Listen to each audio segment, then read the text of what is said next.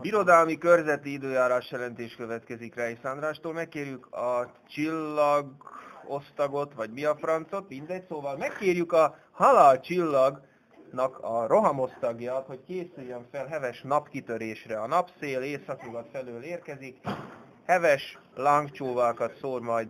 Akik haladnak nyugat felé, azok viszont kemény hidegre, aztán kelet felé haladva viszont kemény forróságra számítsanak, hiszen a nap 1.500.000 Celsius fokos lángcsóvája bizony szénné égetheti a jó kis seggüket. Ami pedig a folytatást illeti, az elkövetkező 100 millió évben fénysebességgel történő változásra ne számítsanak, ugyanis a Jupiter és a Szaturnusz együttállására még jó sokat várni kell. További jó harcot, éljenek sokáig boldogan, ne harcoljanak sokat, és fogyasszanak minél több vákumot. Köszönöm figyelmüket, viszontlátásra!